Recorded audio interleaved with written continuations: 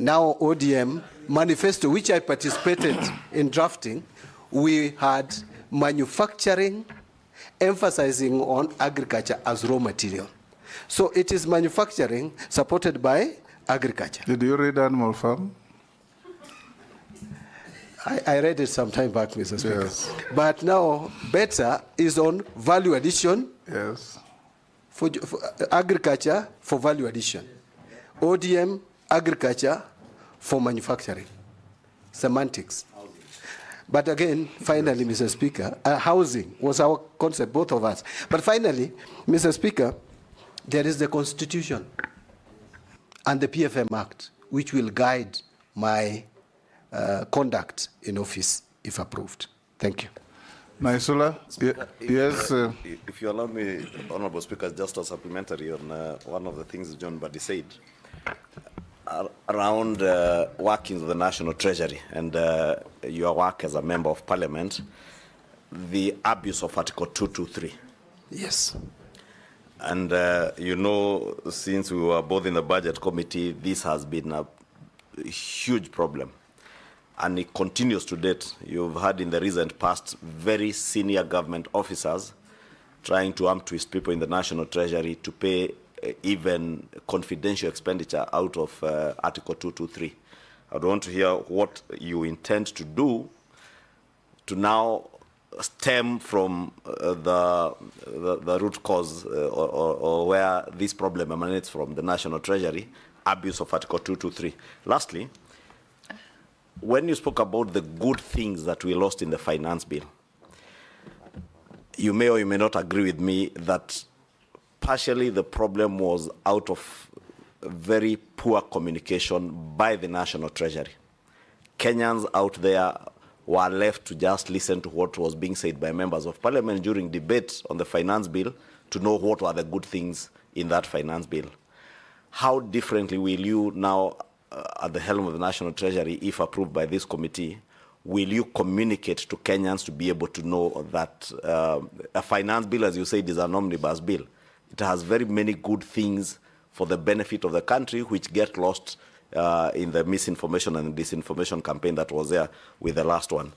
So my question is, how will you shift the communication from the National Treasury? And with all respect to those who were there before, there was literally no communication coming from the National Treasury. How do you intend to change that? And I agree with you on the pending bills, but also tell you that probably what you also need to do is look at the procurement. For instance, and you've been a member of Parliament all these years, CDF. There are never any pending bills in CDF because of the system through which we procure. You only procure when you have exchequer with you. So probably if you get approved, that's one of the other things you need to look at, to remodel whatever is being done in mainstream government with CDF. Mr. Speaker, go ahead. Okay. Thank you, Speaker. To the nominee, Honorable Mbadi, you are on record in Parliament during debate of the last approval of the cabinet secretaries, and it's gone viral, widely known, that you referred to the cabinet secretaries then as skunks. Now you find yourself as one of the nominees. Are you a skunk or are you not?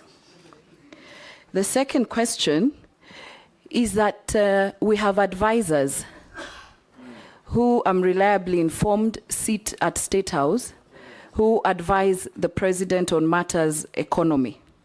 You will be seated at Treasury. I would like to know, between if this committee and the National Assembly approves you, you will have your opinion, they will have their opinion. How do you marry the two to make sure that you're talking the same?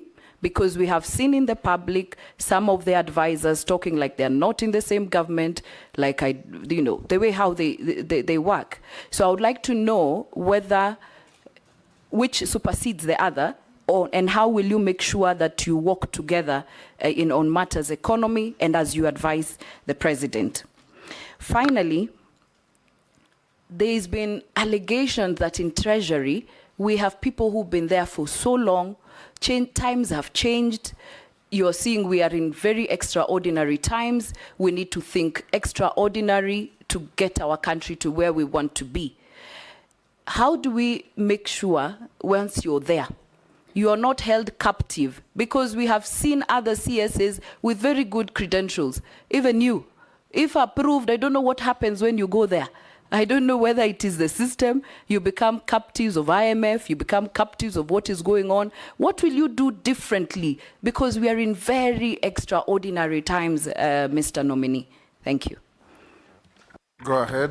Thank you. Mr. Speaker, allow me to, in response to the questions by Leader of Majority, to start with the pending bills on. In fact, Mr. Speaker, I had a lot to say, but because of limitation of time, I left out something on the issue of pricing and general procurement and supply chain management. That is an area that we must address. It is what we would call addressing corruption. Mr. Speaker, if you are to buy omena in Kisumu and buy it in Kericho, despite even the transport cost, you are almost buying it at the same price. But in the same government building, 5th floor, 10th floor, buying the same item at different prices. We cannot continue like that as a country. We must find a system of standardizing our prices. And again, there has been talk about automation. End-to-end procurement must now be implemented. We cannot procrastinate further. Kenyans are crying for value for money. Kenyans are talking about economy in the use of our resources. That must be realized by deliberately ensuring that we automate procurement, from the budgeting to procurement, to receipt of goods, to payment. It must be end-to-end. This idea of saying we will implement it in July, now it has been moved to January. The moment I become a CS, I want to make sure that that is implemented so that there is value for money. We can save. The former president talked about us losing 2 billion shillings a day. The current president has also talked about us wastage. In fact, Mr. Speaker, you'll remember there was a time we used to talk about 10%. Now it is 30% and counting. If you listen to those who are involved in procurement, we cannot continue in that trajectory, especially now that resources are becoming more and more scarce. We must make sure that the little resources that we'll collect, and that is the responsibility of CS Finance, by the way, to ensure that there is proper accountability and transparency in the use of public resources. On the issue... Mbadi, are you saying that we, apart from the IFMI system, the IFMI system is not working? It is not end-to-end. IFMI system is, the procurement is broken. It is not end-to-end. They will tell you we have automated procurement. It's not true. So we must make sure that from budgeting all the way to payment and even use of goods, it is seamlessly integrated. We must do that. Mr. Speaker, and they have pushed that to January. They have been pushing that automation. Every time they push it, the time comes, they push it. If procurement is pushed, another date is given. So there must be a stop to that. And that stop, hopefully, will be under my leadership at the Treasury. On the issue of... if we approve you, in how many days will you achieve this? I want to work with the new set deadline of January so that we don't pass January again. Okay. Yes. The communication, I am in total agreement. In fact, the reason why we lost the finance bill was communication. And this we must change. And by the way, one thing that I would want to talk about and maybe advise the current government, now that I'm going to sit at the highest policy decision-making body, if approved, is that we must improve on our communication. All departments, communication cannot be left to one individual called communication, Honorable Mwaura, no, government spokesman. We must have every ministry and department communicating explicitly and clearly to Kenyans. And Treasury is going to lead. I have already inquired and found that we have a state-of-the-art media center at the Treasury on 14th floor, Mr. Speaker. That must be utilized properly. But again, we must understand that the current generation would not be very comfortable with the conventional, the traditional ways of communicating. We must be innovative. We must use the current system of communication. I know I'm not in Gen Z, I'm not a millennial, but we must be responsive to the way they communicate. And my ministry will adopt modern methods of communication.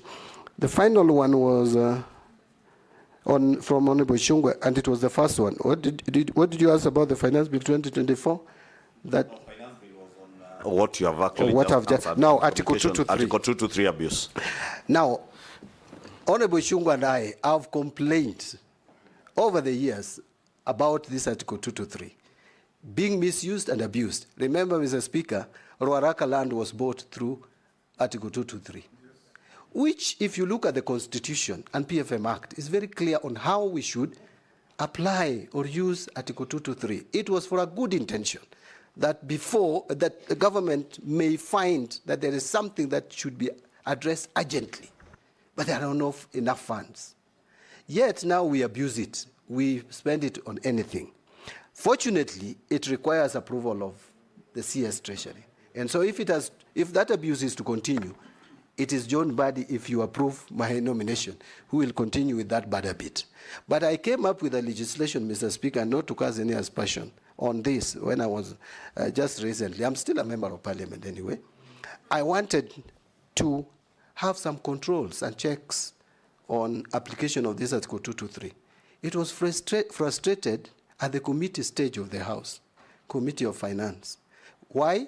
Because Treasury refused to accept that legislation, where I wanted, before money is spent, before Cabinet Secretary approves, he should inform Parliament, give Parliament 17 days, just because Parliament is the one that has the constitutional mandate to approve expenditure. No any other body, even Cabinet Secretary. But now, it was frustrated. I hope another member will pick it up, now that I'm there, so that I don't resist it further.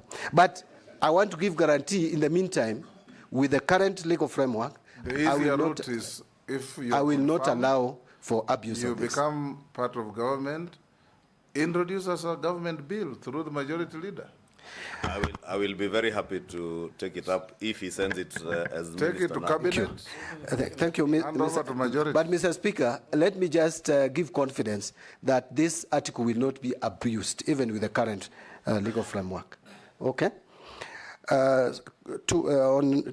the questions by Honorable Naisula, skunk. Mr. Speaker, let me say the following. Up to now, I'm a member of the National Assembly with a mandate to oversight, with a mandate to legislate and to represent. Mr. Speaker, I have a duty, up to now, to vet and approve President's appointees. I must discharge that mandate properly. And that is what I did. I am moving to the other side of the executive. I will not have that mandate anymore. It is now the mandate of Honorable Naisula and the rest of us to determine whether John Mbadi is a skunk or not. I want to leave it there. On advisors, it is true, and by the way, you can't stop the president from having advisors, whether political, economic, or otherwise. He has that mandate, he has that authority to hire. The only thing I want to state is legally, I am the principal, or I'm going to be the principal, if approved, advisor to the president on matters finance. You advise, the person advised takes the advice or not. You cannot force the person you advise to take your advice. But I also believe that these people are professionals like me. So we would be engaging at one point and agreeing or disagreeing, but the final decision will be taken by the cabinet, which is chaired by the president. Finally, the only caution I would give is if you are an advisor, please make sure the person you advise communicates. Don't communicate on behalf of the person you advise. So if I have advisors today, what I would do is to tell my advisors, please make sure when you advise me, I communicate the advice. Of thumb, advisors are never known. Thank you. They are backroom operators. Yes. Thank you. Finally, is about, you are very polite. They call them Treasury mandarins. The people who frustrate the efforts, the good efforts of the Treasury. I don't want to call them Treasury mandarins. Some of these gentlemen, ladies and gentlemen, are actually very experienced. Almost all of them, by the way, very experienced economists, accountants, finance experts, etc. It is just about leadership. I'll provide leadership at the Treasury so that we make sure that we work for the interest of this country. If there are gaps, I want to call them gaps. If there are gaps in resource capacity or human resource capacity at the Treasury, I will liaise with the relevant authorities to make sure that those gaps are filled. Thank you. Yes, Nelson, Maybe even. one question. Yes, Honorable Mbadi, maybe I even. hijacked and asked three. Ask one question each so that others can also ask. Maybe even consider further shuffling some of those senior Treasury officials. I'm told that the mafia and the cartel there is so strong that they decide on when to send an exchequer, to release an exchequer where. So that you find agencies, some of the agencies are 60, 70% or 90% on consumption of the exchequer, yet you have others that are still lagging at 40, 50% way towards the closure of the financial year. So they are very powerful, and I think it is just not about, leadership. It's about also trying to shuffle those senior cartels that are there in the Ministry of Finance. And please do it if this committee approves you. Mine that was a comment. And a question, is the exchequer, not exchequer release, on shareable revenue to the counties? The law says the 15th of every month, the shareable revenue should be released to the devolved units. It has never been done in the last 10 years. What will you do different to make sure that our counties receive their shareable revenue on time? Thank you, Honorable Speaker. Honorable Mbadi, should you be approved? This country is in ICU. In my look, it's in ICU. Number two, the success of all other cabinet secretaries that Parliament might approve, which now seems to be an alumni of Nairobi University, the success or failure of cabinet secretaries will be University of Nairobi. University of Nairobi is now the cabinet is alumni of Nairobi University. But the success, Honorable Mbadi, should you be approved, is actually you. The success or failure of all of them will actually be you. So my question is this: what took us where we are from the public is opulence. It is the behavior of public servants and government servants vis-a-vis the performance of our economy. The talk of a performance of our economy is that it is very bad. The behavior and the look of the people who work in government is that it is very good. And I will give you an example. A minister driving a Prado, and then he has a chase car, which is a Prado. And actually two of them, I have seen this on the road. Since this problem, I have not seen any government or minister's car. I don't know whether they have hidden them or not. But the truth of the matter is, the behavior of the government servants and the performance of the economy is not actually commensurate. So my thinking, Honorable Mbadi, if you look at what you are saying, these are long-term, medium-term. I would propose, should you get this opportunity, let the minister drive a maximum car of 2,000 cc. Do what Kibaki did during Kibaki, so that the behavior of government servants and the behavior of our economy actually goes together. But if you don't do that, Honorable Mbadi, that the people of Kenya will see, then you will be actually a failure. Maybe mine is a comment, Honorable Speaker, but that is a very big comment. What is your opinion, Honorable Mbadi? I thank you, Speaker. Take the third, Kikaria. Thank you, Honorable Chairman. Mine, first of all, is for the public out there. There has been this clamor that the president does appoint political appointees into.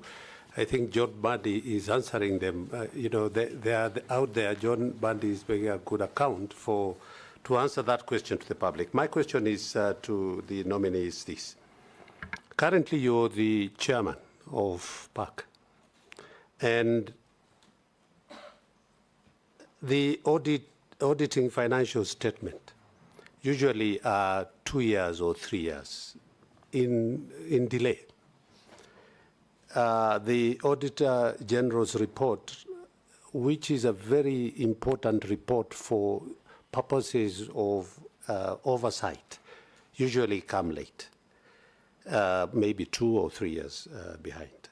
What steps will you take to expedite the conclusion and consideration of the audit report in Parliament? Thank you, Honourable Chairman.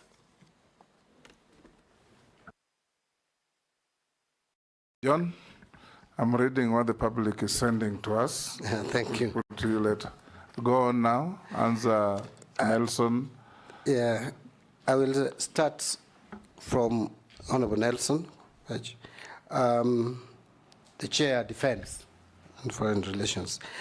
On the issue of transfers or shuffling at the Treasury, what I would say is I'm going to look at the Treasury in its totality and see if there are gaps and if there are areas where we can change people, move one person from one place to the other. But to me, the most important thing to do is to have a system that functions. Because if you don't have a system that functions, whoever you bring may just mess you up. So we need a system that is functioning, a system that even if I'm away, would still ensure that what should be done is done. The issue of favoritism, where some MDAs get funded and others are not, that to me is a failure of the system. We must correct that and ensure that there is equity, that there is fairness, that the system serves all Kenyans equally. So it is about system. Once you put the system in place, the officers you will put will do what is required. On the issue of shareable revenue going to counties, you are addressing, Honorable Nelson, you are addressing a converted person. I am a supporter of devolution, and I know that we need to support our counties. Counties are struggling at times, and a lot of times. In fact, we are incurring a lot as a country by failing to send monies to counties within the required time. Why? Because counties end up borrowing money from commercial banks and pay huge interests on borrowed funds just to pay salaries. We must make sure that we reverse that. I know there are revenue constraints, but we must balance. We must manage our cash flow. That will be my responsibility. One of the most important and critical departments at the Treasury is that Department of Accounting, the department that deals with managing the cash flow. Honorable Kosing, I hear you.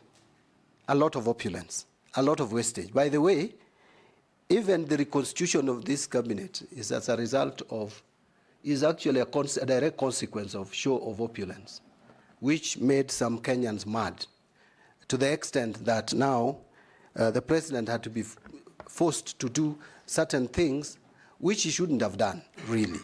So we must contain wastage. We must contain wastage, but we shouldn't be mechanical about it. In my view, we should contain it practically. One of them is to reduce our operating expenditure. We must make our budget transparent. This idea of lumping budget lines and saying other operating expenses must go from our budget. What are these other operating expenses? We must be clear. If we are paying for mileage, Mr. Speaker, for example, let it be known. We know that members of parliament have to be facilitated to go to the consumer. I'm not saying that is parliament that is putting, actually parliaments rarely put block figures. It's good to use us as an example. Yeah, but I'm giving parliament as an example. But there are ministries, departments, which do that. Mr. Speaker, have you asked yourself why we still have one officer, a driver, taking impress for 200 staff for a training? Yet every member of staff has an IFMIS number. Let each person get a per diem allowance or impressed and comes back and accounts for it, like it happens in parliament. Anytime I move out of the country, I am given my impressed. I come back and account for it directly. It's not never given to clerks. But you go to ministries, there is lump sum amounts, impress, you find someone taking 3 million. These are wastages that we must work on and control. Finally, on that, Mr. Speaker, and as I said, we must work on procurement. That, to me, is the elephant in the room. On Honorable Gikaria, I know Kenyans have not had kind words for political appointees, but I also want to tell Kenyans out there that being in a political office is just a calling. Actually, it is them who elect us to those offices. It doesn't take away our training, background, and professional experience. I have said I've worked for 28 years. I am a professional, just like any other professional, whether in politics or in private practice or in otherwise. Remember, Mr. Speaker, I didn't say this. This Public Finance Management Act, my signature is here. I was in the task force which did this Public Finance Management Act. We were with the former CS Rotich. We were with Kamau Thuge, who is now the governor of Central Bank.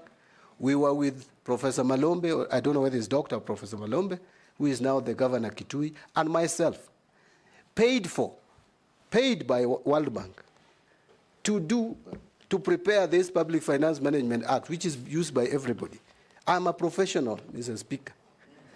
Mr. Speaker, in 2011, you remember, and we were with you in the National Assembly, consulting with Mass Group. I was their consultant. We came up with the 10 million error in the budget. I'm the one who brought it to the House, which became known as computer error. As a professional, I made sure that Kenya, and by the way, Treasury agreed that that was an error. Remember, there were professionals at the Treasury, but the professional who is a politician is the one who discovered that there was computer error. So I want to just give confidence to the public that even when you're a politician, you can be a professional. Finally, on chairing PAC and financial statements that are in arrears, the confidence is this, Honorable Gikaria, that beginning with Honorable Wandai, who is my predecessor, to my committee, we have really tried to be up to date. In fact, I am leaving that chair when we have just concluded examining accounts for 2021-2022. We were planning to have the report in the House in July. Unfortunately, because of the events that we are all aware of, that report, I'm sure, will be tabled in August. Then we'll only be remaining with 2022-2023, because 2023-2024 has not been audited. It will come next year, like February. The committee that I'm leaving in place, I am sure before the end of this fiscal year, will be done with 2022-2023 and table their report. So we'll be up to date. There should be no worry at all. The National Assembly has done a lot of justice to our audited accounts. But, Mr. Speaker, you'll allow me to mention that we need to give more resources to our Auditor General to do special audits, do forensic audit, because this financial audit that we are paying too much attention to is not going to help us really improve financial management. In my office, if you approve me, I will persuade the cabinet to give more resources. We can afford to give more resources to Auditor General to save much more, because we are losing so much. Special audits, and I've left quite a number, which I asked the Auditor General to do. If you look at those special audits on the study, 3 of them I'll mention. One is on Article 223, Mr. Speaker. It is there in Parliament, and the committee will deal with it. There's another one on fertilizer. All these issues that we are talking about are in that report. Number 3 is on Stadia. Serious mismanagement of resources or in construction of our study across the country. If you look at that report, you would be very happy with the work of the Auditor General, as opposed to financial report. So we should really give more resources to the Auditor General to do special audits so that Kenya can save money, which is being wasted through corruption. Thank you, Mr. Speaker. Mary Emasi, the Honorable. Thank you, Chairman. Nominee, my questions to you start from a statement you've just made to Kenyans, confirming that in the collapsed finance bill 2024-25, that indeed there were good clauses or good intentions for Kenyans. And that is why some of us who voted yes believed in incorporating the views of Kenyans through public participation, removing the bad and approving the good therein.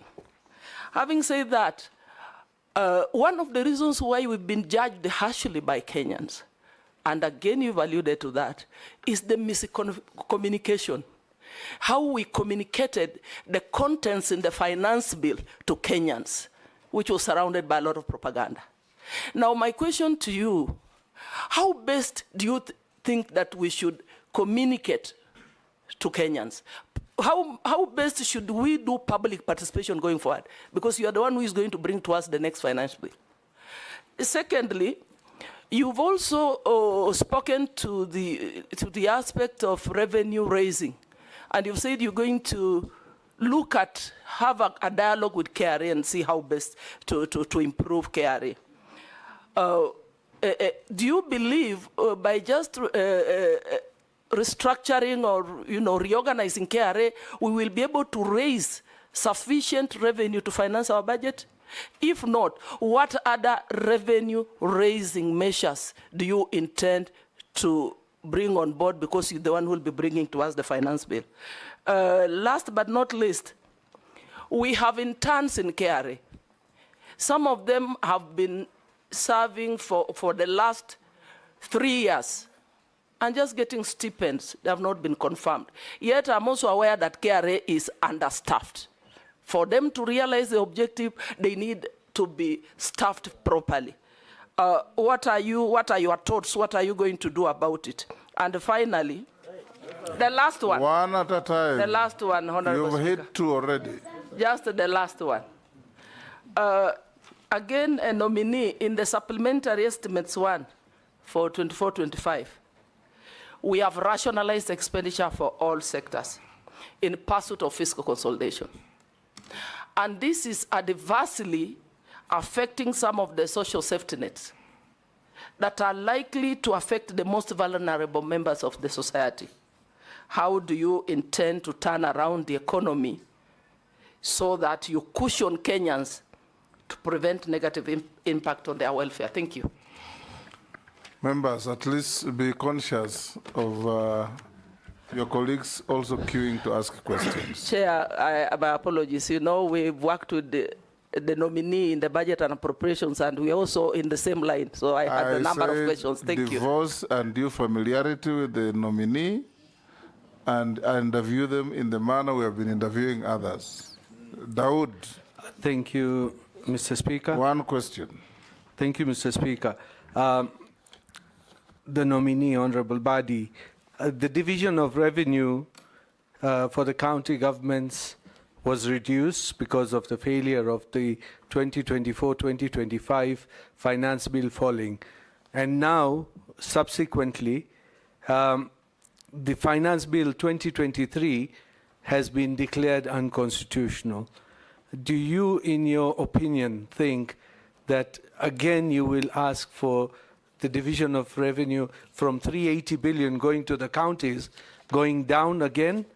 Secondly, is the tax policy, being an accountant of long standing, you know, there has to be, tax has to be simple and not be changing each and every other day. You have to give businesses time to recover, because it, I mean, if you change tax policy every other year, how do people plan on what they are going to do? Because that is the other issue. You talked about pending bills as well. You said they should not be paid, or you will have a system. What kind of system are you talking about? You're saying they will not be paid, or you will pay them, but in what manner will you pay them? Thank you. Murugara as well. Thank you, Mr. Speaker. Nominee, the Honorable John Mbadi. To the eyes of Kenyans, you are actually the treasurer of the country. You are the one who is going to be responsible for everything that we treasure, especially our money.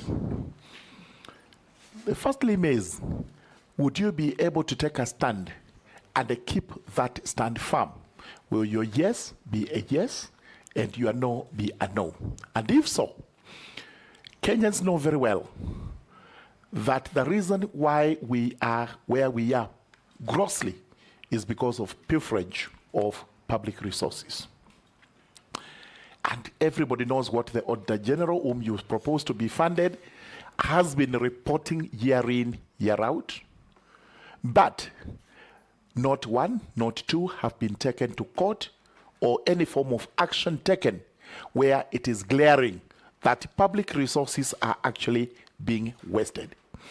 If this committee affirms you to be the CS Treasury, can you tell Kenyans whether you would actually stand with them to have all thieves, corrupt people, everybody who has pilfered, being brought to book to take responsibility for that crime?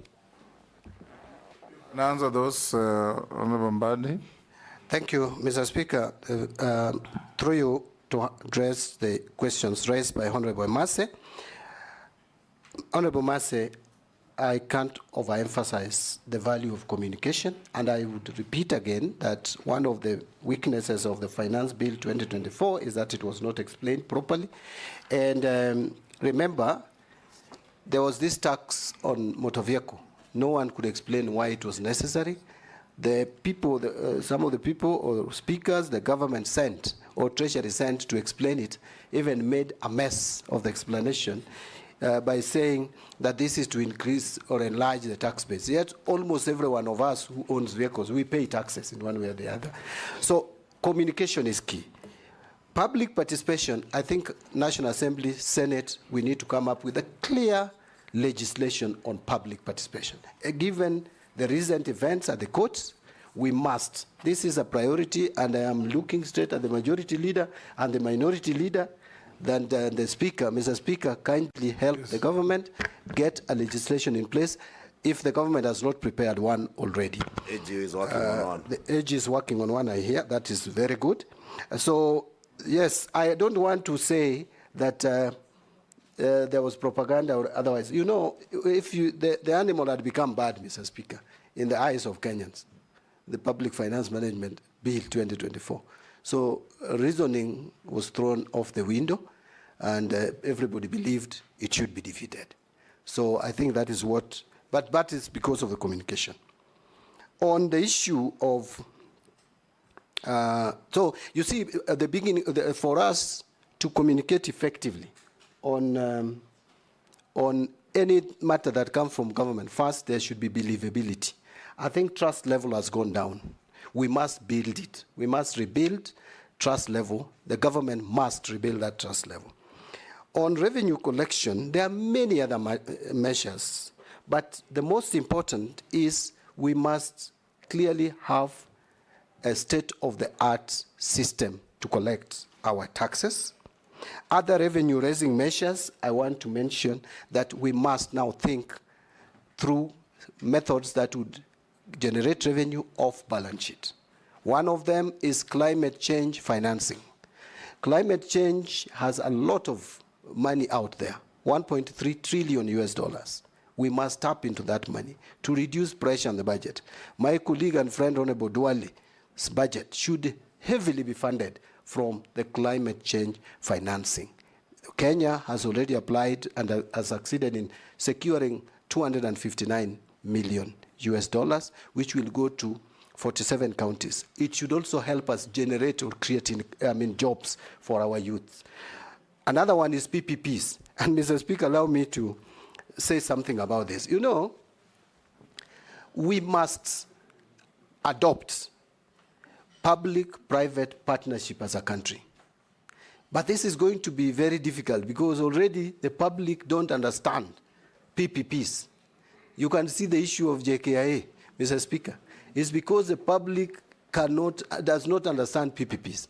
But PPPs is the route to go. We just need to be clear. We just need to have the framework in place. I must give capacity because it is resident in Treasury. Capacity to that department dealing with PPPs. Not just look at the big projects. Mr. Speaker, we must also apply PPP even in small projects to reduce pressure on exchequer. For example, I'll give you an example which I learned recently, that Kerio Valley Development Authority has a 2-acre land here at Upper Hill, and they had got a private investor to develop offices on that plot for government offices. That request was sent to the National Treasury, and it is gathering dust until they gave up. We must embrace PPP, not just for big projects, across level. And your guess is as good as mine why people focus more on big projects and not the small ones. Road sector, in terms of even maintenance of the roads, in terms of even developing new ones, but we must clearly do evaluation and see if they can work. There is the energy sector, even agriculture, irrigation, we can do PPPs, even the communication, all sectors of the economy, so that we reduce pressure from the exchequer. On staff at KRA, I think I dealt with this before, that we need to look at the staffing staffing of KRA and give them capacity and fill in the gaps. If there are people who have been serving on contracts for a very long time, it's not even, that is not even permissible in terms of human resource management. There is a period through which you can work as a temporary staff. On supplementary one, how do we turn around the economy? This one, I have a lot to say, but I don't want to say so much that I have, because it may take the whole day. Let me just, in 1 minute, summarize. Why is it that our economy grows at 5.6% but is not felt? You need to look, Mr. Speaker, and assess where we have the economic growth in this country. It's mostly agriculture and social and services sector. Agriculture is known not to be very good in raising revenue for the economy. Not very good in raising revenue, world over. Why? Because it's largely informal. Now, we must treat agriculture not as an end in itself. We must invest in agriculture, but with a different mindset. We invest in agriculture to support manufacturing, because manufacturing creates more jobs, manufacturing grows economy much more. Vision 2030, our intention was by 2030, we hit a minimum of 10% GDP. We must do that by working on manufacturing. I want to leave it at that. On Honorable Daoud's question, division of revenue, my view is we shouldn't cut any further the monies that we allocate to counties. Otherwise, we will kill devolution. This was a masterstroke with this constitution. We must, and we owe it to future generations to protect devolution at whatever cost. And that is why in the PFM Act, the moment we approve money to counties, you cannot reduce money that goes to counties, even if there is a shortfall in revenue collection. That was meant to protect the counties. One of the functions given to Treasury is to protect the county governments. And I would not fail in my constitutional obligation to protect the counties. Taxation, I cannot agree with you more. Our tax laws are sometimes too complicated, making it very hard for taxpayers. In fact, it is causing taxpayer apathy. One of the principles of taxation is simplicity, fairness, equity. Our tax system is not simple. In fact, I just forgot to carry. I wanted to read to this committee, Mr. Speaker, a provision in the, do I call it defeated or withdrawn finance bill of 2024. Clause 12, calculating minimum top-up tax. You need to be a very smart accountant to calculate that. Lot of formula, different jargons. You cannot have such kind of legislations and expect to collect revenue. So we need to simplify our tax laws and tax system. If there are, I'm going to work around and check the tax laws that are complicated, that are causing us to lose money. Because when taxpayers realize that it is very difficult and complicated and costly to comply, they will not comply. So we must lower the cost of compliance to taxation. Pending bills, will I pay or not? It is not even me to pay. Authentic bills must be paid. Bills that can be confirmed. And my comment is, we must put a stop. Going forward, there should be no discussion anymore on pending bills. Let us deal with the historical bills and pay them. But going forward, let us not allow MDAs to accumulate more pending bills. And by the way, you'll remember, I have a constitutional mandate. Actually, it is in the statutes. If a counting officer fails to do what should be done, we can withdraw that power from a counting officer. And that power is with the Cabinet Secretary for Finance. So I am not scaring anyone, but let them be on notice that if you are not going to do what is provided for in the PFM Act, please, you will not be an accounting officer of the government of Kenya. On Mrugara's questions, will I be firm? This one I think Honorable Mrugara has an answer. Because, you see, those who know me... He wants to hear from the horse's mouth. Yeah, those who know me know my level of firmness. That does not mean I'm disrespectful. You must know who your boss is. You must know where your loyalty lies. But loyalty does not mean that you must be a yes person.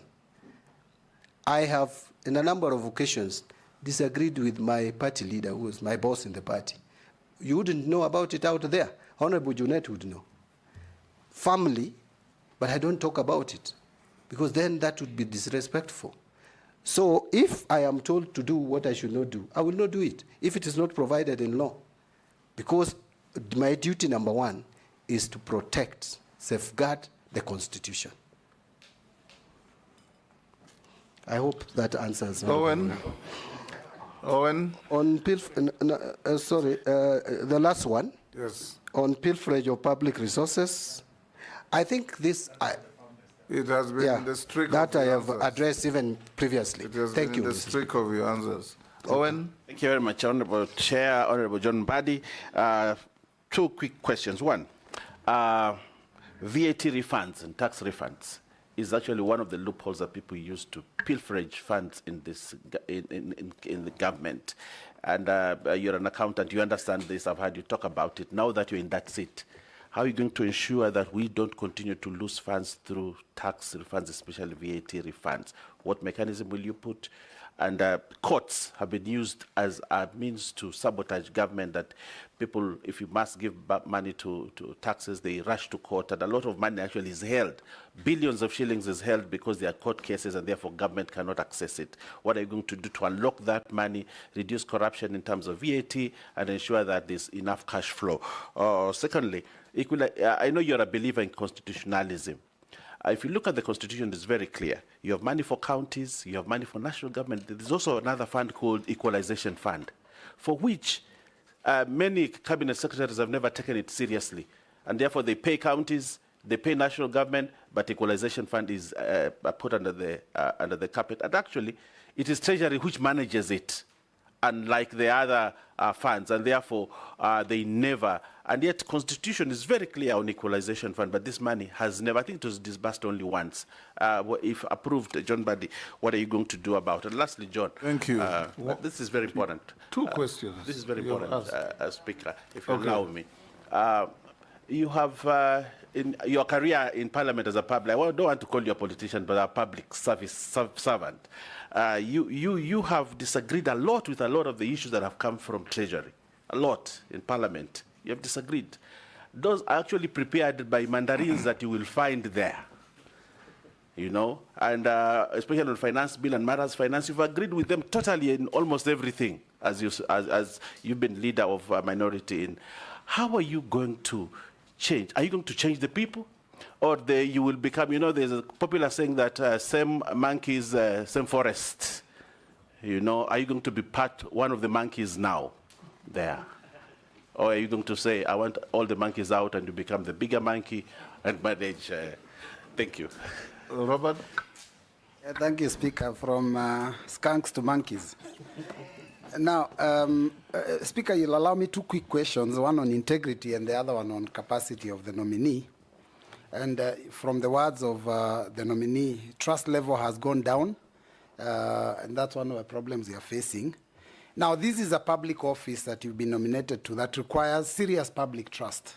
I want to take you back. Today you've admitted that there are very many good provisions that were lost in the finance bill. In fact, you're looking for ways by which you will be able to redeem.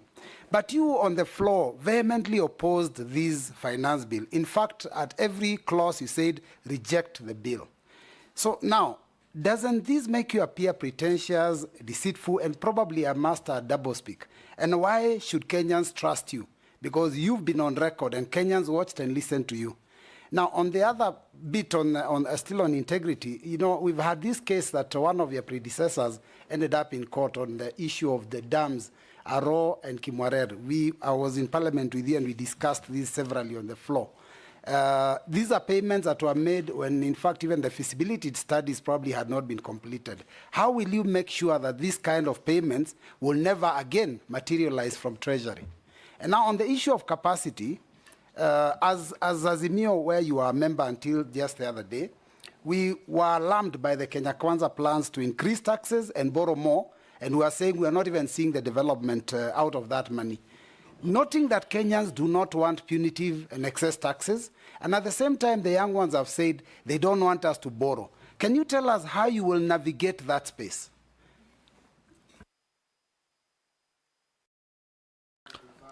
Thank you, Mr. Speaker, and thank you, nominee, Honorable Mbadi. Honorable Mbadi, you are getting into Treasury, whereby our health sector is extremely underfunded based on the Abuja Declaration and the United Nations recommendation on how countries should finance the health sector. In Kenya, the health sector highly depends on donors, and the donor basket is shrinking, and United Nations is requesting countries to increase domestic financing. The challenge comes whereby the resources within the country are also shrinking.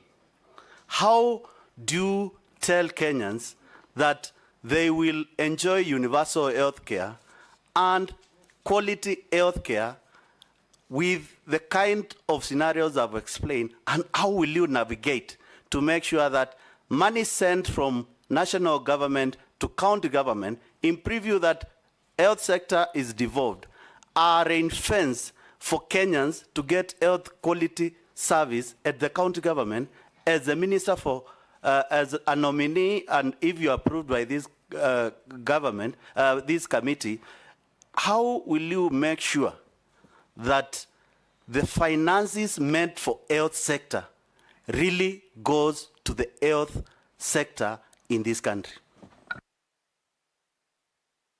You can answer those. Thank you. Let me start with, Mr. Speaker, let me start with the questions directed to me from Honorable Owen Bayer, the Deputy Leader of Majority. On VAT refunds, Mr. Speaker, we have the tax, this is what we call the tax expenditure. It is costing us quite a bit, in fact, almost $500 million every year to refund taxes, a lot of which are fictitious. It means there is a problem with the system, and that system must be corrected. But again, I think we need to, as a tax expert, and Mr. Speaker, I think I'm one of the people who can explain clearly the difference between zero rating and exempt commodities in this country. But I don't want to bore you with those explanations. I just want to mention that I think we need to have a conversation whether those items which we need to subsidize through VAT so that we don't expose Kenyans to untold sufferings as a result of high cost of living, we may think of most of them go to exempt categories so that we avoid the zero rating of commodities, which result in tax refunds. Because tax refunds is largely, especially on VAT, as a result of zero rated commodities. yes, the prices will slightly increase because zero-rated commodities become cheaper in the long run if it is properly administered. And I want to be very careful there because the zero-rated commodity, sometimes the benefit is not passed to the consumers. So we need to emphasize and have almost every item that we want to still subsidize under VAT under exempt commodity. Then you will eliminate the issue of tax expenditure in that line. The other issue is also on the advanced taxes that we pay. We must have a system that captures these advanced taxes properly so that when finally the taxpayer files returns, they don't claim tax refunds which they don't merit. Then we will minimize the issue of tax expenditure. On equalization fund, I can't agree with you more. This fund must be operationalized. I know there are some challenges.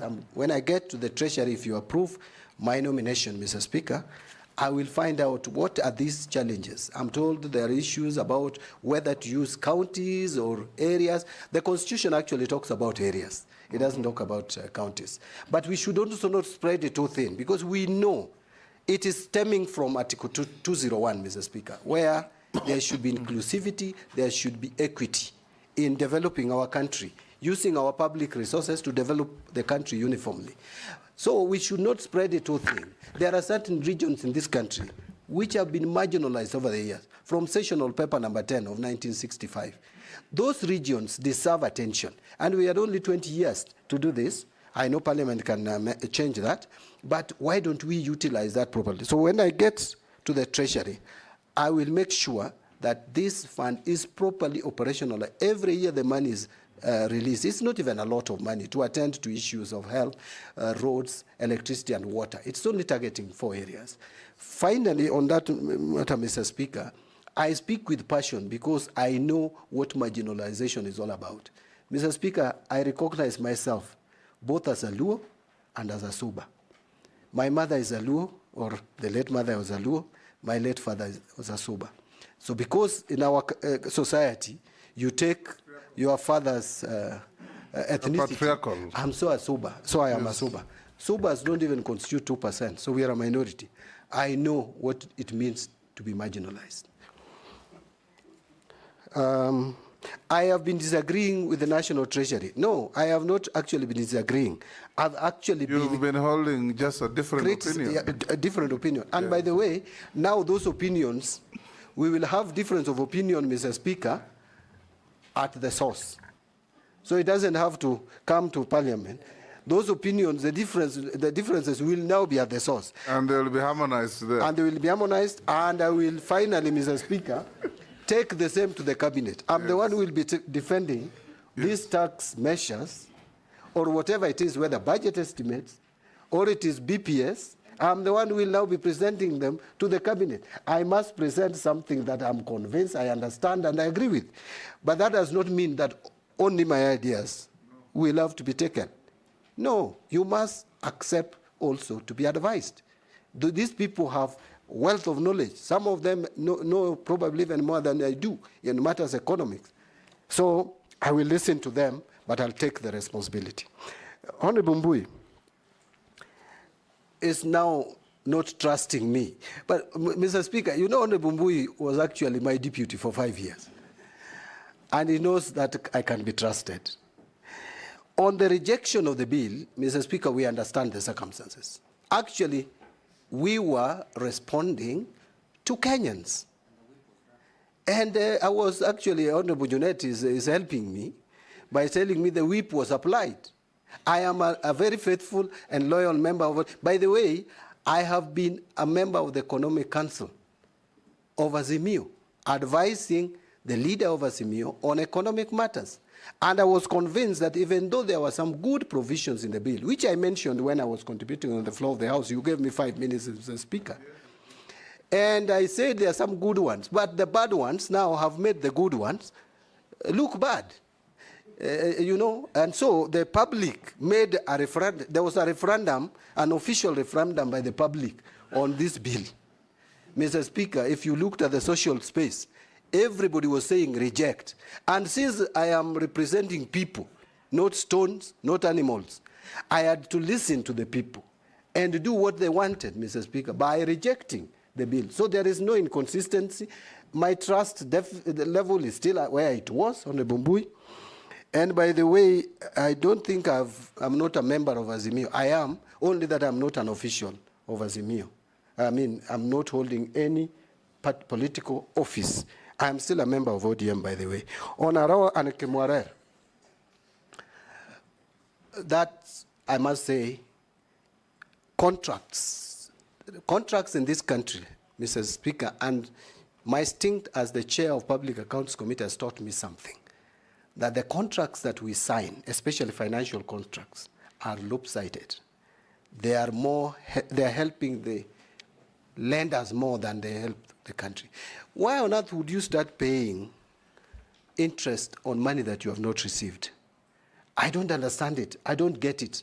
And this is why I'm saying when I get to the Treasury, if you approve my appointment, my nomination, I will have to get the opinion of the Attorney General. Because you find a lot of money, Mr. Speaker. It will come in the report of Public Accounts Committee. We pay so much money on undrawn funds because it is provided in the contracts. And so those issues around Aurora and Kimwarera and such like equivalent projects, Honorable Mbui, have confidence, will not happen during my tenure. Finally, on Honorable Mbui, how would we navigate the lack of funds? We know there's lack of sufficient exchequer in this country, and that's why we have to divest and move to other areas which are off balance sheet, as I've mentioned before. But more importantly, our project management system. We have 437, Mr. Speaker, that is the latest data that I have, of stalled projects. This is where we have invested money, but they have become white elephants. We must value these stalled projects and see those ones which we can pick up, take them up and complete them. Those which you can treat as sunk cost and discontinue them. But Mr. Speaker, there should be coordination between national and county governments. You find a huge government project, national government project, which was developed even from 10 years ago in a county lying there, yet a county government is constructing another state-of-the-art block of offices. Why can't we have a system where national government can surrender to county government some of these bills so that they can complete and use them? On Honorable Mule, Mr. Speaker, I'm trying to move fast. I hope I'm doing justice to all the questions. Honorable Mule, I know there could be underfunding. There is underfunding of the health sector. But I think health sector, we must look at it in totality. Before we even calculate how much we spend, we must find out how much national government is spending and how much county governments in total, 47 of them, because we have one country with 48 governments, which should be interdependent. So when calculating how much we spend on health, we should take it in totality and make sure that any money that is supposed to be devolved for health is devolved for health. We should not keep money at the national level here, implementing things on projects which should have actually been implemented by the counties, and have a coordination on how this is done. It may not be my exclusive, it may not be exclusive duty of this office that I'm supposed to get to. We have the Senate to oversight this. We have county assemblies, and we have and we have control of budget. We must work collectively. So that would address the issue of ring-fencing the money. We must allocate more resources to that department. Finally, Mr. Speaker, all this would only bear fruits if all agencies work together, including the the EACC and other DCI and other agencies which help us in fighting wastage of public resources. Good. Russell. Honorable Dida Russell. Thank you very much, Honorable Speaker. Honorable John Mbadi, I think my entry is about the Treasury. Reform in Treasury is really important.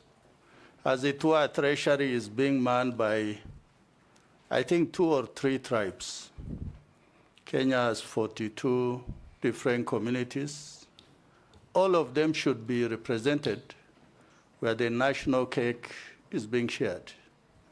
Having said that, my question is on financial inequalities in this country, where most of the rural constituencies, communities, or areas are actually totally marginalized, and they are not part of the mainstream economy.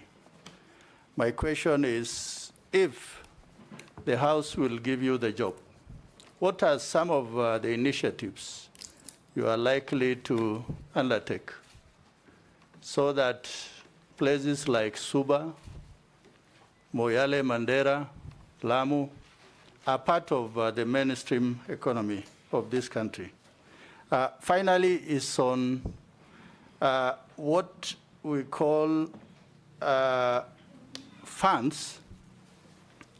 People are keeping money in their homes because you are told, don't bank more than 1 million shillings a day. These are prescriptions, we are told, from the World Bank, the IMF, and the money is not in circulation in Kenya. And even in counties, where we are told people actually steal a lot of money there than in the national government, people are not banking money. What are some of the initiatives you are likely to undertake to make sure that actually Kenyans are confident that they'll be taking money to the banks, and it is more safer in the banks than when they are in their homes? Thank you, Honorable Speaker.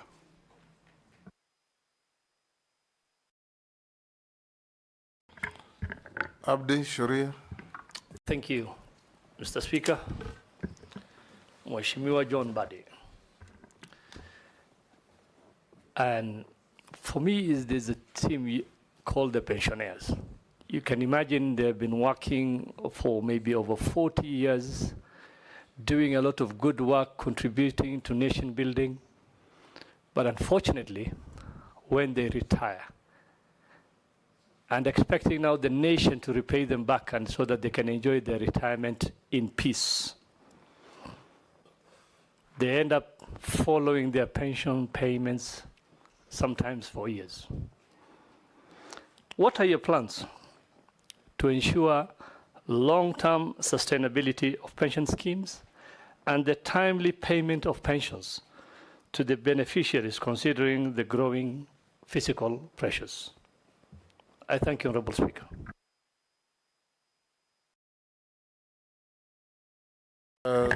Ms. Shimbogo. Thank you, Honorable Speaker. Honorable Speaker, I have two questions, but they're very simple. My question number one to the nominee, Honorable Mbadi. You have seen recently that there have been public unrest due to economic hardship. What specific policy will you implement to stabilize the economy and restore public confidence in the Treasury? Kenyans are saying that you have been given that docket knowing that there's no money in the national coffers. And one of the reasons they're saying that it is the appetite in terms of borrowing. Why do we borrow beyond the ceiling, which has been put using our regulation or rather policies? Why do we borrow for projects which cannot finance itself? For instance, there's this project of SGR, where we took a big loan from the Exim Bank in China, and up to date, it has been a challenge for us to finance that loan. Why do we sometimes just borrow using foreign currency, and when our shilling goes down, it becomes a big challenge to us? Why can't we just know that, are we taking non-concessional loans or are we taking concessional loans? And why are we taking conditional loans which are not favorable to our country? My second question, it is on economic inequalities, which remains very high in this country, with significant disparity between urban and rural areas. And that is why we had the narrative of hustlers versus royal, or rather versus bourgeoisie. To me, inclusive growth strategies are needed to ensure that marginalized groups benefit from economic advancement. How will you ensure that economic growth will benefit all segments of society, including marginalized community, especially the youth, the women, and persons with disability? I thank you, Honorable Chairman. Can we take Mukami as well? Thank you, Honorable Speaker. My question is that there are many unclaimed financial assets that have not been claimed by rightful owners. What strategies will you employ to raise public awareness of the existence of these agencies to the public? The other thing, I really wanted to support you regarding KRA. There were very good system in KRA when they were recruiting the university graduates. And the government had invested a lot of money. In fact, they used to have even an intelligence department. And even those graduates were taken for training. Later on, I don't know what happened because all those graduates were fired. So what I would like to ask you, if you happen to get this chance, are you going to instate those people? Because they are trained, they know what they are supposed to do, instead recruiting other. You can answer those, John? Thank you, Mr. Speaker. And honorable members, I'll start with the questions from Honorable Ruto. On reforming Treasury, I think I talked about it, and I am committed to reforms at the Treasury. About 2 or 3 tribes manning the Treasury. Well, as a matter of fact, there has been discussion around this, and we are Kenyans. And if there are people who get positions just by virtue of being from specific communities, that should not be the case, and that should end. But the context within which the question was asked was that then it also skews sharing of revenue. But sharing of revenue is not done at the Treasury. It's done in Parliament, isn't it? That's correct, Mr. Speaker. Yes. Yeah, so, but... where everybody is represented. Yeah, but I think also on the issue of inclusivity, we need to be inclusive in all government ministries. Let's not just look at Treasury as alone. Yes. And by the way, Mr. Speaker, there was a talk that I'm most likely going to be the first cabinet secretary from my community. So that in itself, both, Mr. Speaker. I can't remember any other Luo who has ever been in that ministry. The only closest we came to is twice, when Tom Mboya was the Minister for Economic Planning, and when Anyang' Nyong'o was also Minister for Economic Planning. And Adua yeah, and Adua thrice. But National Treasury, no. But then that shows there's inclusivity, in my view. But yes, all ministries, there must be inclusivity.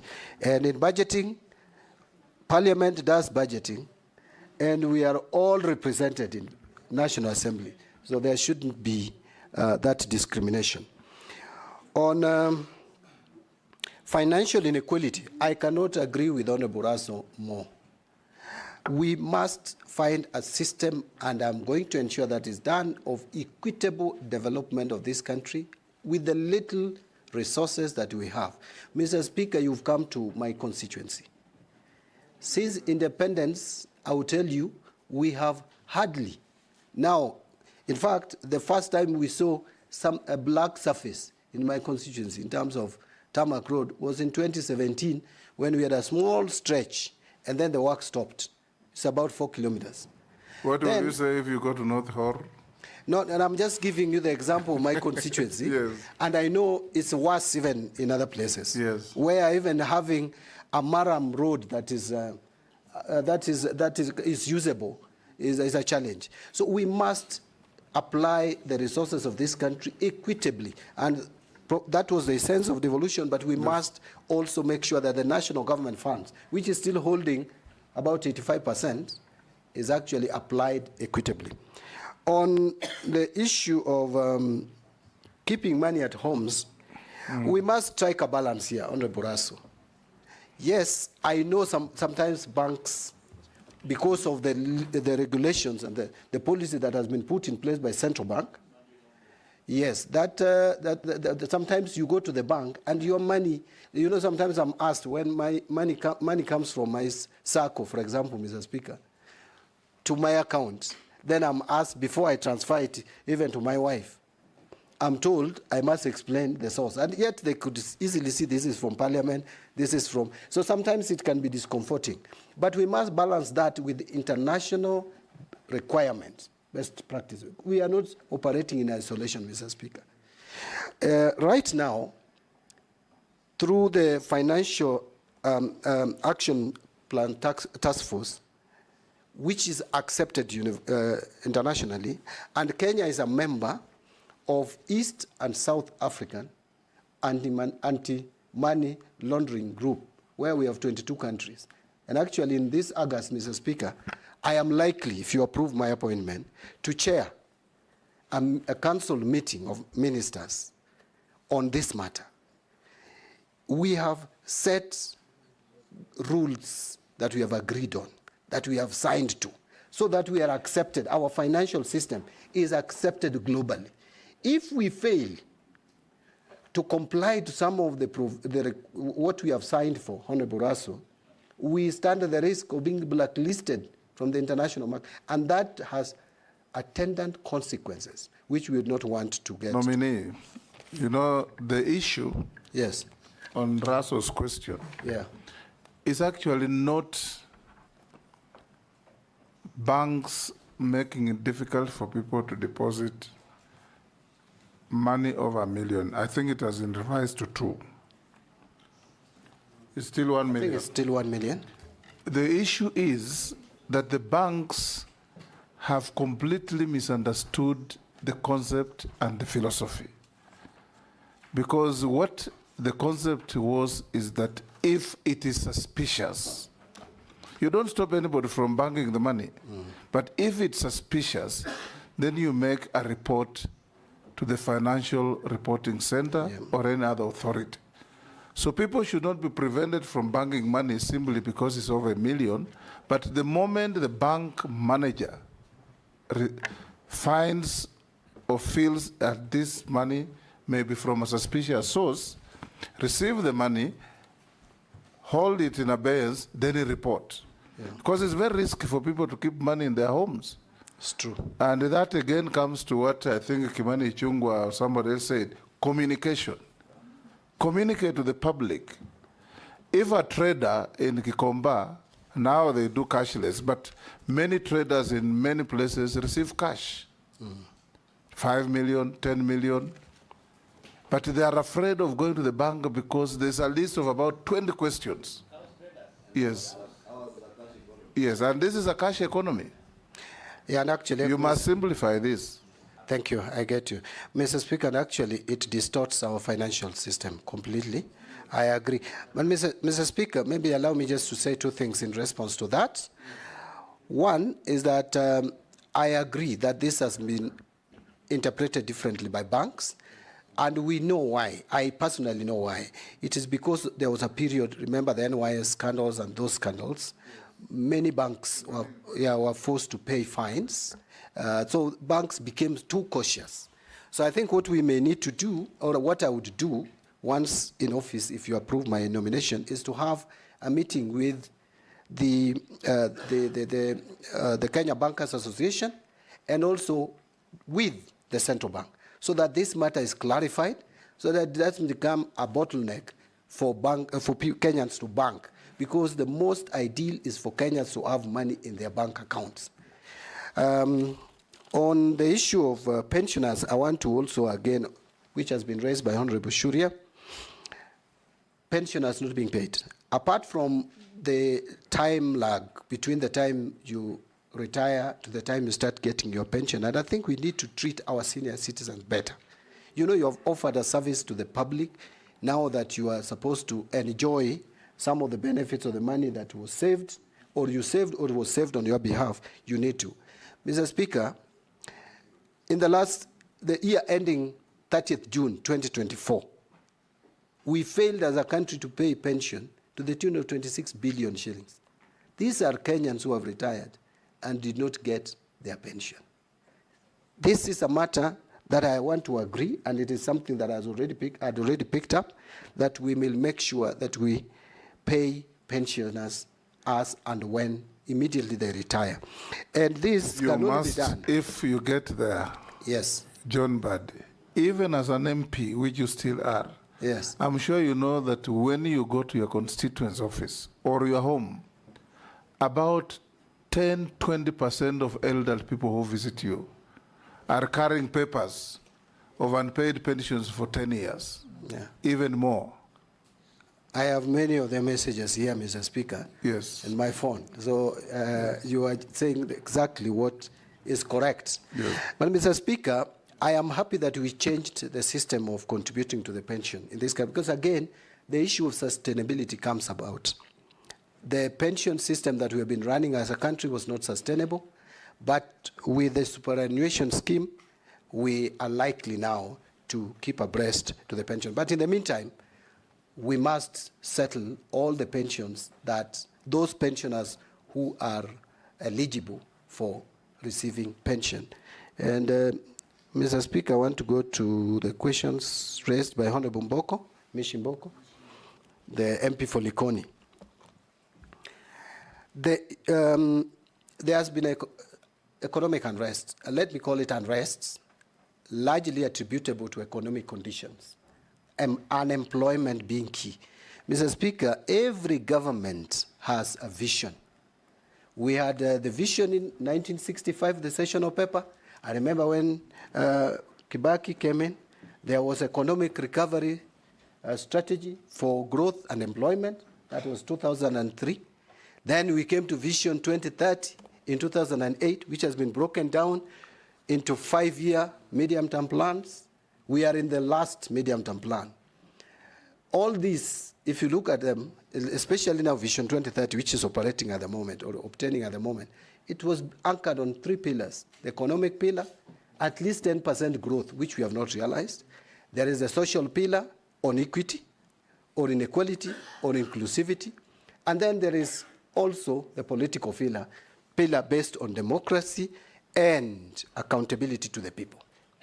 If we follow this vision and model our philosophy to actualize that, then we will address the problem of unemployment, which is the single most important challenge that we have as a country today. In 2019, our population census was at 47 million plus. Out of that, Mr. Speaker, 35 million was people or Kenyans below 35 years, 75%. And this is a generation we have educated through free primary education and subsidized secondary education from 2003. Very ready for the market, no employment.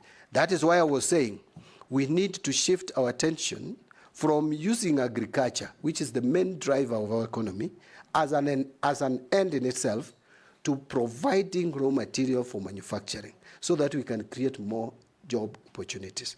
With that, then we will be able to address this economic unrest, if I may borrow your word, Honorable Ms. Shimboko. And again, on economic inequalities, we need to, I am already thinking that World Bank is funding, although it is a loan, but very concessional loans, the social safety nets. We need not to put too much pressure on our expenditure. To free that money for other development activities, we get the World Bank to fund some of these safety net measures to remove inequalities that we have, even as we invest more money to the rural areas. Remember, both parties, let me repeat it again, the Kenya Kwanza has this belief on value addition, but also ODM and Azimio had a belief in investing in rural economy through making sure that we have even markets in rural areas, that we open up rural areas for development. If you do that, you will minimize and reduce inequality and create more jobs. Honorable Mukami asked about unclaimed assets. I must admit that personally I have not engaged a lot with this Unclaimed Assets Authority, but if there are reforms that are needed to ensure that it lives to its mandate, statutory mandate, I will make sure that that is done, that the reforms are carried out, and capacity is built into that authority, so that Kenyans who are still there and can get what is left behind by their loved ones, get them their dues. They should trace those who should benefit from some of these unclaimed assets. But the amount... I think what you should, if you get there, that is, improve is how to manage those unclaimed assets. Yeah. Take, for example, a person dies intestate, unmarried, but has relatives. You had a bank account to which you are the sole operator. You've left money there. The Unclaimed Assets Authority should get the banks to give them the details, which must be available, so that they publish for the next of kin of such fellows to come forward. But what they do is they just treat it as unclaimed assets and proceed to take the money. And that is not right. There is nobody in this country who has no relatives. Not in Africa. And Mr. Speaker, since this is a state enterprise and state corporation under my ministry, I will make sure that that is done. Actually, recently, I saw what one bank did. I will not give more details, but one bank reached out to beneficiaries of someone who died about 8 years ago, and they were still holding the money, and the beneficiaries came forth and got their money back. So that is what we should do with this authority. Finally, Mr. Speaker. Yeah, on Mukami. Yes. No, the other one, she actually agreed with me on the recruitment of staff. Yeah, the other one is about the graduates who were trained. Yes. And they were fired. KRA. Yeah, in KRA. Yeah. And regarding the system, because now you know what is happening. You can imagine the KRA officers are going loud, correcting taxes from hairdressers, mama mboga, and yet there were systems. So that is why I was asking whether you reinstate those people, because the government had taken them for training. Yeah, I actually said that there was a system in place of training graduates, and I think it was a very good system. Honorable Mukami agreed. Yes. As to reinstating those who probably should have remained on the payroll, that I cannot give a promise until I understand. Yes. You know, there are human HR issues and the legal issues. Unless I get to understand the technical issues, I may be talking about something that may not be tenable. Chairman, I'm sorry, but part of my question was not answered. Chairman, I had asked in the issue of the ceiling on borrowing, and also I quoted one example of a borrowing which we did on the SGR project, where we borrowed a lot of money from Exim Bank from China. I have raised this issue because I don't want to see you repeating the same mistake which was done during the last regime, and that is why we are having a lot of challenges now financing that loan to China Exim Bank. You didn't say anything about that. Although he had already said many things about commercial borrowing and concessional borrowing. Maybe just to summarize it by saying that public project investment management is a challenge. And I said I will make sure that we are investing on viable projects, whether it is from local funds or borrowed funds. And I also mentioned, Mr. Speaker, if you can recall, that we will be linking loans to specific projects and making sure that the expenditure is, public procurement is followed and done prudently, efficiently, and economy for money of the shilling is realized. Let's take the last one from Amisi. That was it. Yeah. Caleb? Thank you, Mr. Speaker. One question. Yeah, for being last, give me two, kindly. Thank you, Speaker. You know, also, I get an opportunity to listen to the entire interview when you are last, and you seem to be a person ready to disturb the stubborn status quo at the Treasury. But, you know, the former president of US, I think it's Harry Truman, once said that he actually had a plate like this one at his desk and written there, the buck stops here. So you might consider having such a plate on your desk and you write there, the buck stops here. Because, Mr. Speaker, the reason why you are in this job is actually from the reject the finance bill. So we are going to be at the center of budgeting, and the financing for that budget. One of the ways of raising, we've said the revenue from the loans, borrow either domestically, externally, or grants. There is the aspect of domestic borrowing from the diaspora. I've studied 3 countries, Tajikistan, Nicaragua, and Philippines, and even India. They have one of the highest diaspora remittance. And in fact, for Philippines, almost 35% of their GDP is from diaspora remittance. 26%. 26. Yes. Some countries are as high as 30. I've studied them. In fact, I'll give you a report. You also study. And if you can also zero down to diaspora and make something like a diaspora bond or diaspora infrastructure bond, where the government borrows from it, and the diaspora, because you see Kenyans demonstrating in London, because they have an interest in this country, wherever they are. So they fail to remit that money and invest here, and invest elsewhere. So we can tap into the global flow of income, basically, because we don't have the oil, we don't have the natural gases. So how do we maximize? That's something that I want you to really explain to me. And the last one, Speaker, at the aftermath of the World War, 700 delegates met in Mount Washington in Britain, New Hampshire. And they developed an international system. And that's where now the International Bank of Reconstruction and Development came in. The IMF came in.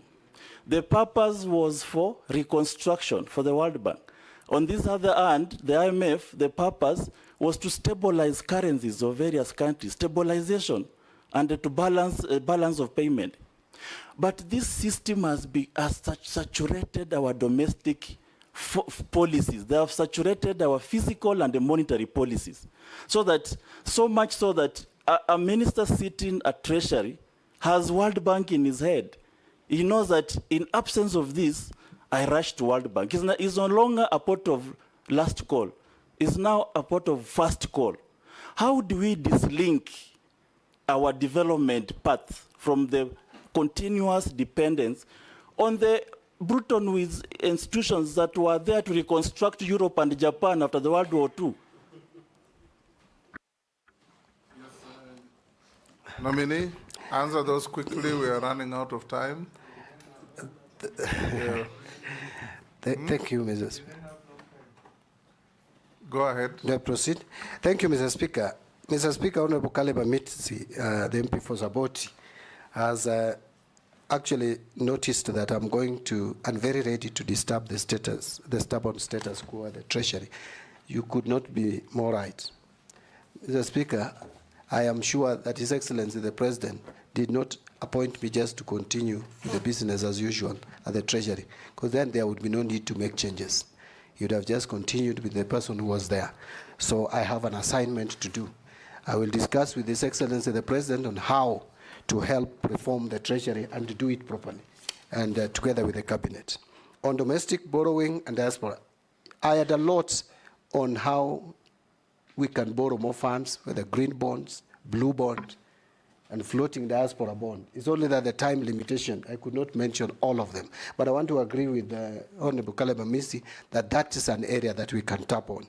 And even look at ways of reducing transaction costs for diaspora remittances, because that's one of the reasons that you hear them complain a lot about. On IMF, by the way, I want to be very clear on IMF. IMF will never invite themselves to a country. We do invite them and agree with them on a program. There was a period we were not under IMF, but because of challenges occasioned largely by COVID-19 and the drought in the region, and also the global disturbance of the supply chain and all that, we then went back to IMF in 2020, 2021. But I have looked at what are these conditionalities. You know, sometimes we may blame IMF for nothing. We have agreed with them on a program, Mr. Speaker, that for us to tap onto that loan, what we must do, in fact, is one key thing: revenue mobilization.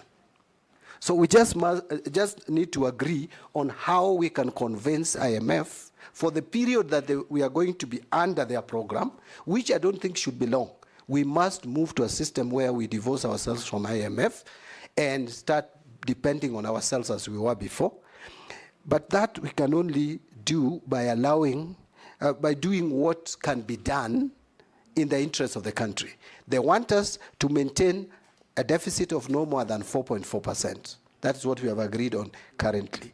But we are moving towards, and we must move towards a budget deficit in the region of 2.5 to 3%.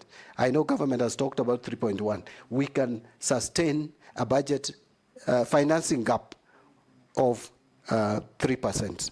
With that, you will not need IMF intervention. And Mr. Speaker, I said, I want to end with that if we increase, we take back, don't even go to the ambitious 25% that we have set to ourselves of tax revenue to GDP. If we can take it back to 18%, we will be adding to this, to our exchequer, not less than 600 billion. And I think it is achievable. I believe it will be done. Thank you, nominee. A quick run in a few issues thrown at us by the public. Some you have already spoken to. Are you aware that interest rates on loans are all-time high? What will you do to save Kenyans from exploitation by banks? Does Mbadi believe in single portal for tax revenue collection? How do you plan to position internal audit department to deal with zero-fault audit? Confirm or deny allegations of corruption at the University of Nairobi? I don't know whether when you are there or now, they're not saying. What are you going to do on unpaid refund from KRA for insurance agents? How will you expand tax base on how will you reduce tax evasion and increase compliance? Prioritize payment to UHC and JSS staff. Will you do that when you get in? How will you deal with late capitation to schools? Whether you will make public contracts like SGR with with Kenyans, because Kenyans have been asking for that, just as you have said that you will make public debt public. Housing levy, will you tell Kenyans where this fund is domiciled? Is it in consolidated fund or is it in treasury bonds? Those are from the public. There is also, how will you promote the informal sector in Kenya? For instance, would you propose that all government offices procure locally manufactured furniture? Do you think that certain parts of the 2010 Constitution have contributed to a high public wage bill compared to GDP due to an excessively large administration? For instance, there are over 450 MPs, 1,500 MCAs, 47 county governments. If this is the case, what are your thoughts? Would you recommend that the president proposes a referendum to reduce the constitutional overload of the administration? Those are members of the public listening into this conversation. If you can deal quickly with those, I have only one question for you. Chairman, there is another one regarding money laundering. What are you going to do about it? So if you can run through all those. Some you have already talked about. You can. Yeah. Actually, even the question by Honorable Mukame, I think I talked about that. You did. We are even hosting a regional body. Kenya is trying to comply. Yes. By the way, I would have talked. Mr. Speaker, I'll just pick on a few. Interest rate, I think we talked about. Of the public watching these proceedings, and I think that's very good. Interest rate is high. It's now at 13.3%. It has moved up. But part of the reason why monetary policy, CBK came up with this monetary policy was to reduce inflation. You know, it was at a point when inflation was very high. Our inflation had reached 9.6, 9.7% in 2022 October. So it had to come down. We had to cool the economy. Jeanette? The Speaker, nominee, interest rate is not at 13%. 13% is the CBK monetary policy rate. But the interest rates now banks are charging us 20%, 21%. 20 plus. 20 plus, not 13, Chairman. Thank you, Honorable Jeanette, for helping. By the way, you know when accountants... You know Jeanette is a trader, so he knows. When accountants talk about interest rate, we only talk about the CBK rates, the interbank lending rates and all that. So the rate, the base lending rate is at 13.3%. Let me make it clear. And that gives rise to even 20% charged by banks based on risk assessment. So this was done to cool the economy, but I think when I made my initial contributions, I said it has reached a point where we have to now balance between controlling inflation and making money available to the private sector. Mr. Speaker, you remember there was a time banks were chasing us all over the place to take money using pay slips. It's not there anymore. Why? Because government has become the single most important customer to banks. So it is between chicken and egg. Which one comes first? Do we cut on our expenditure? Do we reduce money that we borrow domestically first? Or do we reduce the rates first? So those are the issues that we need balance. So I'll have a meeting with the Central Bank and Kenya Bankers Association to address this matter. If I am confirmed.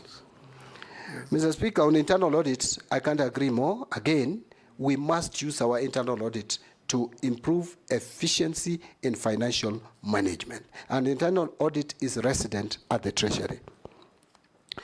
This issue of corruption at the UN, I saw it on some email that was sent to me. And the allegation was that I used... The same person. I suspect that while working at the University of Nairobi, that I used the university funds to campaign. Probably the person who has sent that message is not alive to the fact that I left university and went elsewhere, worked for 3.5 years before I became a member of parliament. You said so.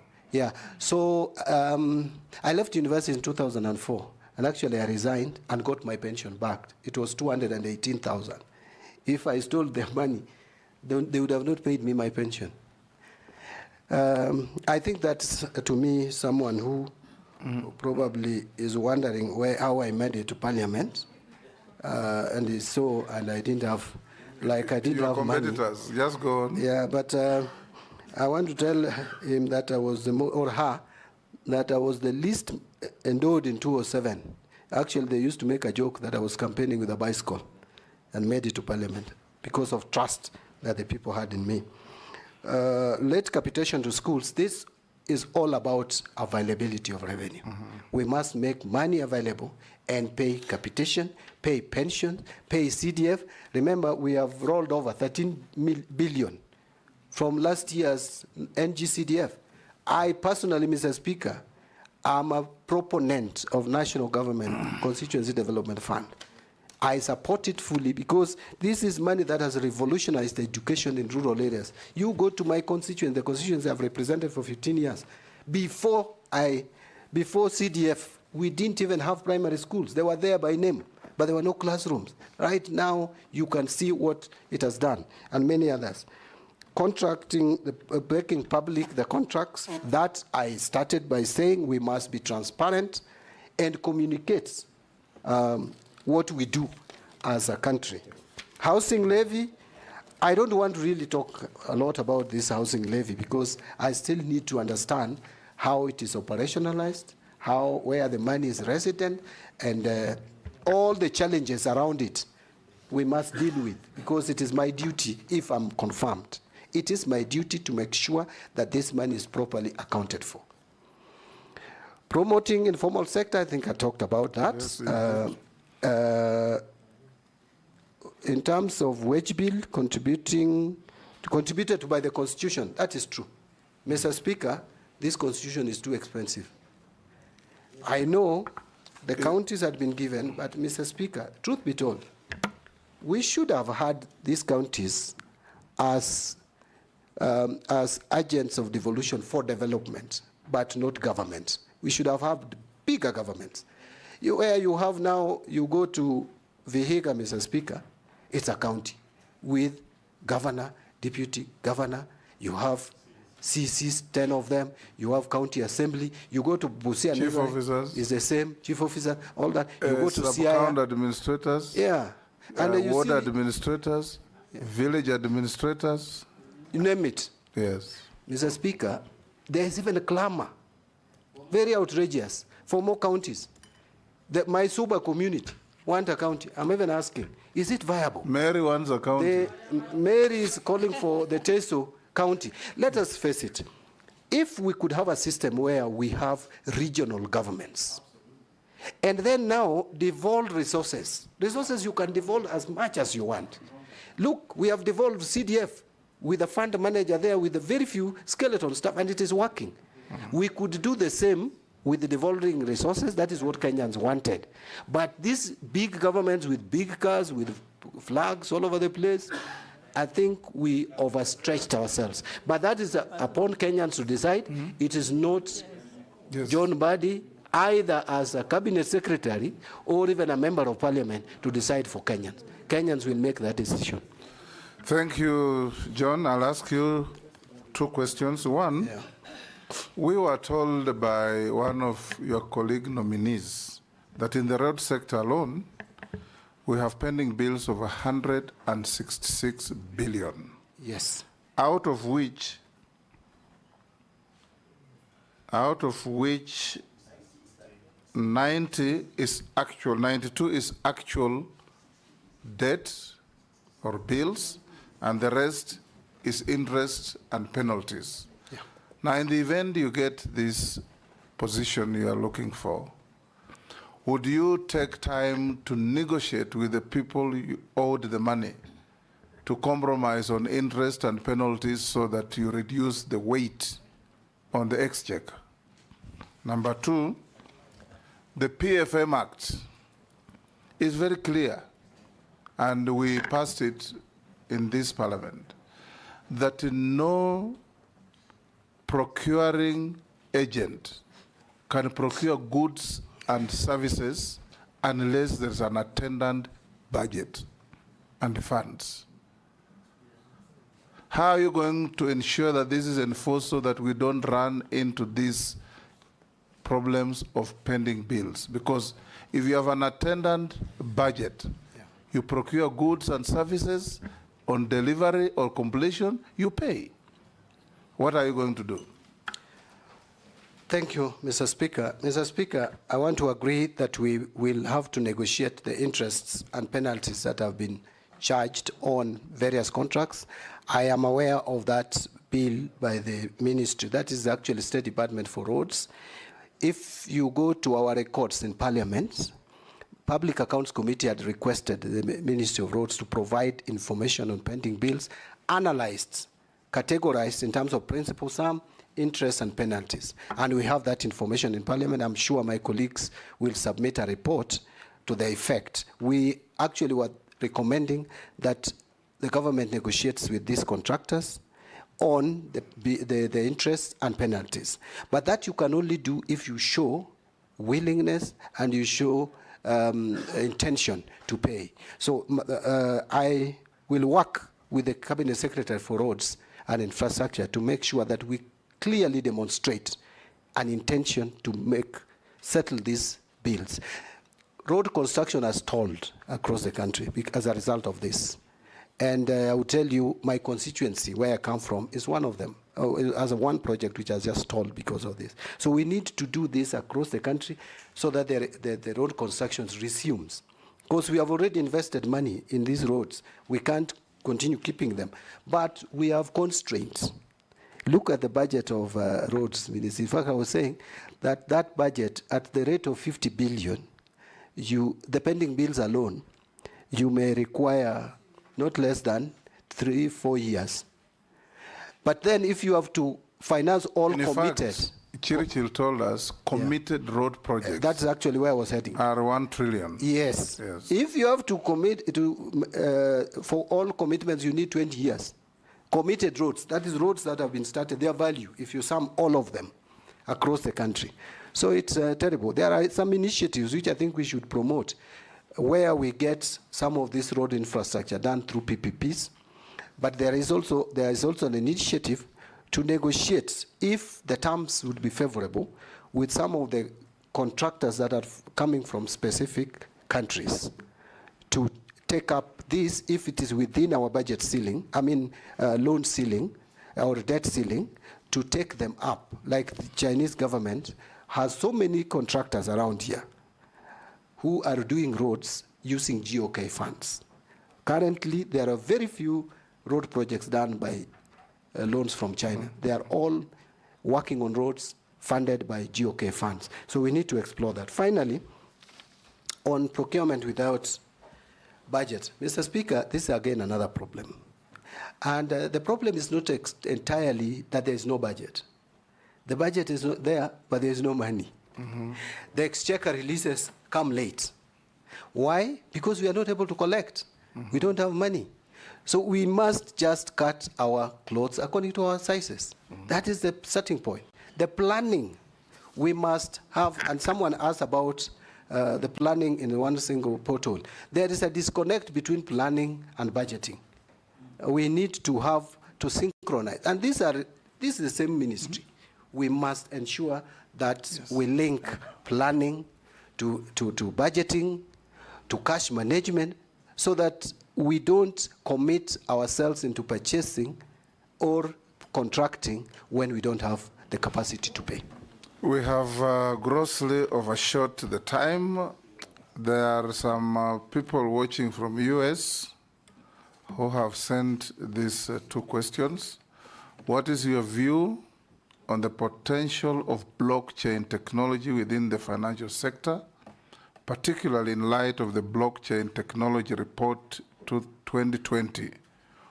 Would you support the adoption of this technology? The next one, in light of the increasing global uncertainties and economic volatility, gold reserves have become more crucial in safeguarding national wealth and ensuring economic stability. Elaborate on how you would propose leveraging gold reserves as a reliable store of value in the current and future economic landscape. Additionally, would you explain any strategic measures that can be considered to enhance the role of gold in Kenya's financial system? Take at maximum 2 minutes. These are Kenyans watching these proceedings from the US. Pardon? The first one of the blockchain, Mr. Speaker, I must admit that I need to understand it better. And that is an honest answer. We understand. We need to get what it is. If it is something that don't can also help know it. the country, I also don't know it. The better. On leveraging on gold reserves. We'll need somebody to teach us about it. Do we have an ICT person around? But don't you worry, Mr. Speaker. Now that's there's an nexus between finance and ICT. Yes, we will. CBK, maybe when you get, if you get approved, CBK should be able to sort you. Yes. Okay. That's why I was saying that don't you worry, I will get... On the gold reserves, just say yes or no. Yeah, gold reserves, that actually we need as a country to move towards even establishing sovereign wealth funds, and gold reserves can help us in that. Yes. And those are areas, those are emerging areas that we need to look at. Thank you. Thank you. Lastly, John Mbadi, as a nominee, I have some few mundane questions for you. Have you ever been adversely mentioned in any integrity-related report or investigations? No. Do you hold any leadership position in any political party within Kenya? No, at the moment. You said you resigned. Yes. Can you tell us your net worth? My net worth, Mr. Speaker, is 380 million. And, Mr. Speaker, my net worth, the difference between, I saw some of my colleagues have done their calculation differently, but my understanding of net worth is it's assets less liabilities. Liability, yes. So if you take all the assets that I have, and I wish I had my file here. I've seen your calculation. Yeah, it's 380. You are 437. Yeah, 437 less 57 assets. million liabilities. Yes. You are 380. Yeah, and the liabilities is mortgage within Parliamentary Service Commission. SACCO loans. SACCO loans, about 20 million, or about. And finally, there is the KCB Bank loan of about 12 million. Yeah. We received 43. We received 34. The only deferred income, Honorable, the only deferred income I have is I have some I have two now, but the one for Parliament, I don't know. The pension, I don't know how much it will be, so I didn't. It will be calculated. But there's one which I have with ICA of about 6 million. Your pension now it will be calculated. Yeah. It will be just below 200.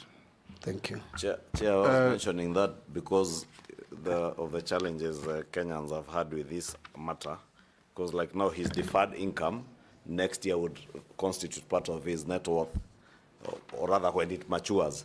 Yes. And most likely, if he's approved or if he goes through another vetting, Kenyans will want to know how did your wealth grow? How did your wealth grow? I will be able to explain that, Mr. Speaker. So, nominee John Mbadi, we received 34 memoranda against or about you, some saying it was right to be nominated, others not. And there are 3 particularly that just involve around, I think, parochial conflicts within your political setup, but you have answered all of them. So we will be, there's some things that clearly look parochial, how you quarreled with people in political meetings and so on.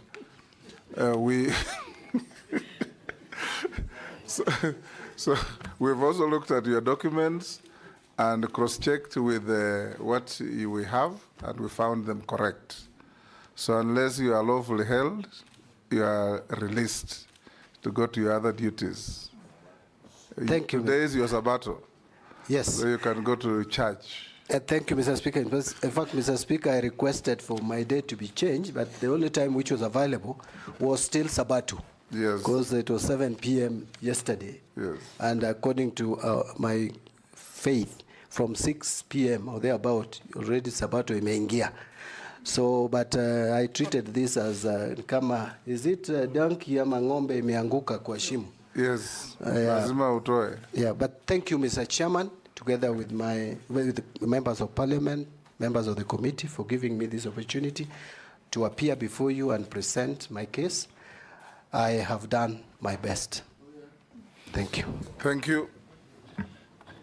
Sergeant, you can escort the nominee. Thank you.